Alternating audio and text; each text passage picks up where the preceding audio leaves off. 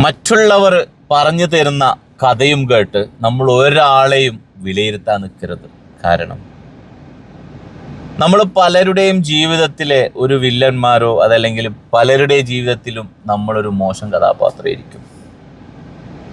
അതിനെക്കാട്ടും മുന്നേ നമ്മൾ ആലോചിക്കണമെന്നറിയോ, ഈ മോശം കഥാപാത്രമാവുന്നതിന് മുന്നേ നമ്മളായിരുന്നു അവർക്ക് ഏറ്റവും പ്രിയപ്പെട്ടവർ. പക്ഷേ അവരവരുടെ മനസ്സിൽ ഉദ്ദേശിച്ച രീതിയിലോ അതല്ലെങ്കിൽ അവർ മനസ്സിൽ കണ്ട കാര്യങ്ങളോ നമ്മുടെ അടുത്ത് ലഭിക്കാതെ വരുമ്പോൾ സ്വതവേ അവർക്ക് നമ്മൾ ശത്രുക്കളോ. അതങ്ങനെയാണ്. നമ്മൾ ഉദ്ദേശിച്ചത് കിട്ടാതെ നിൽക്കുമ്പോൾ നമ്മൾ എന്തെങ്കിലുമൊക്കെ അവരുടെ അടുത്ത് പ്രതീക്ഷിച്ചിട്ട് അവരുടെ അടുത്തൊന്നും കിട്ടുന്നില്ലെങ്കിൽ അവരെ നമ്മളൊരു ശത്രുവായിട്ട് കാണും. അത് മനുഷ്യന്മാരുടെ ഒരു സ്വഭാവമാണ്. അപ്പോൾ മറ്റുള്ളവർ പറയുന്നതും കേട്ട് നമ്മളൊരാളിങ്ങനെ തെറ്റിദ്ധരിക്കുമ്പോൾ അല്ലെങ്കിൽ ഇങ്ങനെ വിലയിരുത്തുമ്പോൾ നമ്മൾ ആലോചിക്കണമെന്നറിയോ, നമ്മളെയും ഇതുപോലെ പലരും തെറ്റിദ്ധരിക്കുന്നുണ്ടാവും.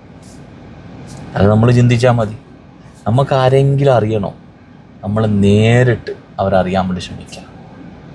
അതല്ലാതെ മറ്റുള്ളവർ പറയുന്നൊന്നും കേട്ട് നമ്മളാരെയും തെറ്റിദ്ധരിക്കാനോ നമ്മളാരെയും മോശക്കാരായി കാണാനോ നിൽക്കരുത്.